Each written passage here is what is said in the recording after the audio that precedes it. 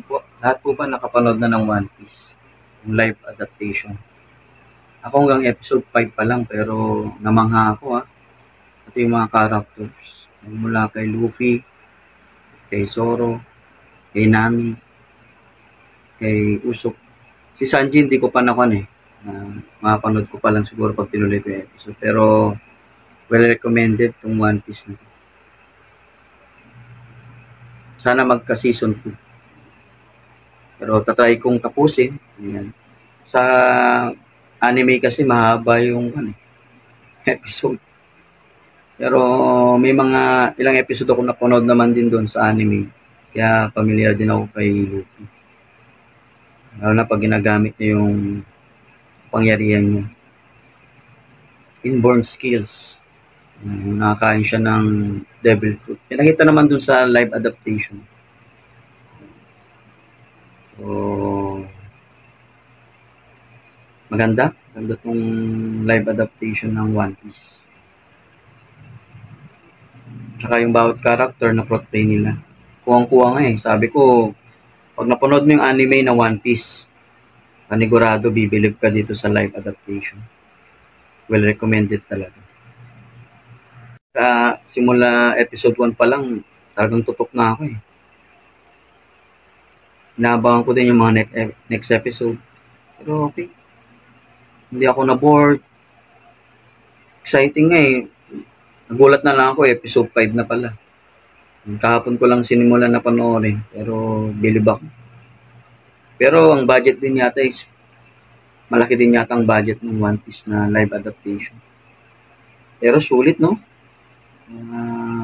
Waiting tayo sa season 2 kung magkaroon na.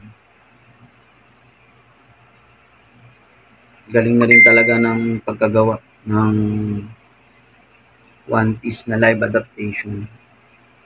Hopefully, madagdagan pa ng mga ibang anime na nagkaroon din ng live adaptation. So, well recommended po itong One Piece. Kung may time kayo, panoodin niyo po. Sa Netflix.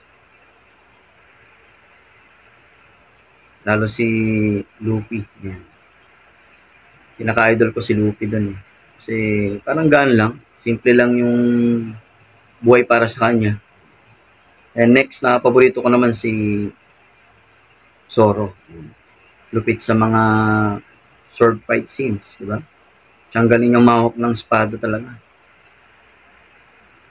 At syempre yung si Usopp, yan. Yung tirador, marunong magtirador. Yung sharpshooter. Hindi niya iniwan din yung mga kaibigan niya. Na parang kay Luffy, no? Basta sa mga kaibigan, gagawin ng lahat. Hindi niya iniiwan. Kaya itong movie na to, well recommended. At hopefully sana matapos ko din yung episode na to. Yun po. Subaybayan natin kung magkakaroon pa ng season. Happy watching po ng One Piece.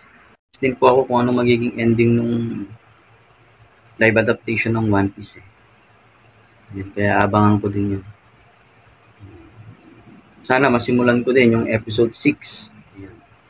Para malaman ko na din yung ending. Kasi sunod-sunod yan sa Netflix yung episode. So, automatic play siya. Pero pati yung mga kalaban, pag-portray nila, ang galing. Kuwang-kuwa Tininan ko nga din dun sa anime, yung mga characters, talagang kuwang-kuwa din. Nasabi ko, ang galing talaga ng One Piece. Nasabi ko na binadgetan talaga. Hindi naman tayo magsisising mga fans. Talagang sulit. Sabi ko nga, grabe.